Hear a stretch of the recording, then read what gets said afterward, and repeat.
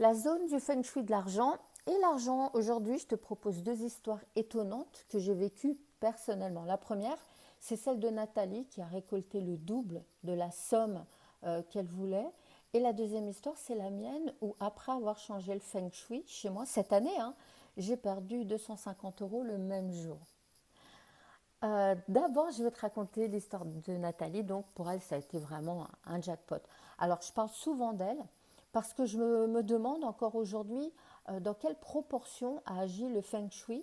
Est-ce que ça a eu un impact à ce point-là positif ou est-ce que c'est juste une formidable coïncidence ou une question de bon timing? Je te résume. Nathalie avait fait une demande de financement auprès d'un organisme pour acheter du matériel assez cher dont elle avait besoin pour animer ses formations en entreprise. Et son financement a été refusé par la commission. Et devant elle, par contre, elle voyait que des gens qui montaient des kebabs, qui ouvraient des instituts d'onglerie, étaient financés. Elle, Nathalie, elle est totalement à l'opposé de ça. Son truc, c'est la prévention des risques en entreprise et elle est reconnue pour son expertise dans le domaine. Bon, bref, elle ressort, elle est dégoûtée, elle est en colère, elle trouve que c'est injuste, bref, tout ça, tout ça. Et c'est à ce moment-là qu'on commence à mettre le feng shui en place chez elle dans son appart. Et quelques jours après avoir corrigé son secteur des finances et deux autres pièces qui sont stratégiquement importantes pour l'argent, elle a reçu le coup de fil de la nana, de la dame qui était dans la commission, qui lui disait que son financement, en fait, il lui avait été accordé sans pouvoir expliquer pourquoi il avait été refusé en première instance, mais qu'en plus, il avait été doublé. Donc à la base, c'est un financement de 4 500 €.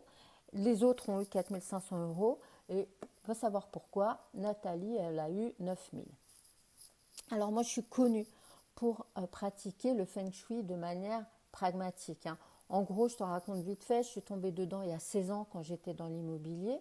Et depuis 16 ans, même si je suis très pragmatique, même si je doute toujours de la part du feng shui dans la réussite de ma vie, quand même, je ne peux pas envisager de, de, de, de, de créer mon intérieur sans feng shui. C'est une seconde peau, c'est un art de vivre pour moi. Mais je t'avoue quand même que les transformations auxquelles j'assiste chez mes clients, je mets toujours une part de doute. Est-ce que c'est le bon timing?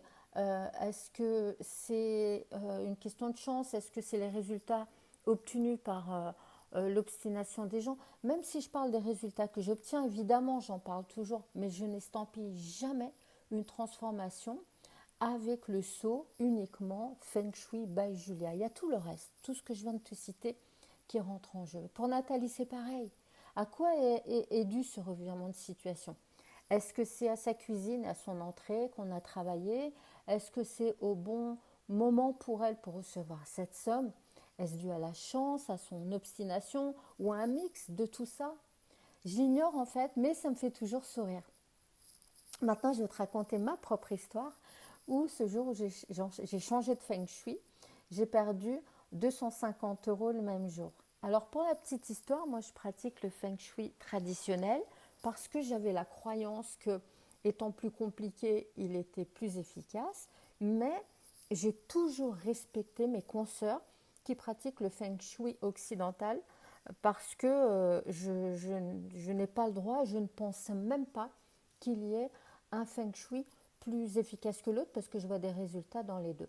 Toujours est-il qu'un jour, j'ai décidé de bouger mon secteur de l'argent chez moi, dans ma maison à Perpignan, et de placer ce secteur-là selon le feng shui occidental pour voir ce que ça allait changer.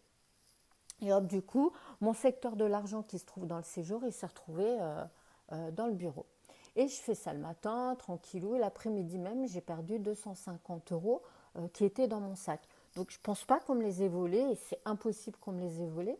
Je pense plutôt que je les ai fait tomber. Mais comme pour Nathalie, je me demande si c'est le fait d'avoir bougé, modifié l'énergie dans le secteur de l'argent, d'avoir bougé ce secteur et parce qu'il est en tradi, je l'ai mis en occidental. J'en sais rien en fait. Peut-être que pour moi c'était injuste d'avoir cette somme parce que je t'explique en fait. le matin, non, la veille, je m'étais fait rembourser d'un truc dans un magasin de bricolage qui rembourse jamais, hein. Ce magasin fait que des avoirs. Et je sais pas, avec la nana de l'accueil, ça avait matché. Elle me dit, bon, écoutez, vous êtes super cool. Et du coup, je vous rembourse. Et en fait, peut-être que je trouvais que c'était injuste pour les autres qui avaient que, entre guillemets, des avoirs. Et va savoir, peut-être que j'ai boycotté le truc et qu'inconsciemment j'ai perdu l'argent parce que c'est injuste. J'en sais rien. Donc, feng shui ou croyance, culpabilité, je sais pas, mais en tout cas, je suis vite rentrée chez moi et j'ai remis le secteur de l'argent à sa place initiale. Tout ça pour te parler du feng shui de l'abondance, de l'importance. Alors, même si le feng shui de l'abondance ne fait pas tout, il me semble intéressant en tout cas de ne pas se priver des bases saines pour amorcer les premiers changements financiers dans nos vies. Même si agir sur les secteurs relatifs à l'argent ne suffit pas, hein, pour connaître de grandes transformations dans notre vie, bien sûr, hein. Mais quand même, sans le feng shui des finances, on aura beau se casser le dos, travailler 16 heures par jour, week-end compris, spéciale dédicace à mes amis indépendants, hein. Si les secteurs de l'abondance sont bloqués, eh ben, l'argent, par analogie, est bloqué aussi. C'est logique.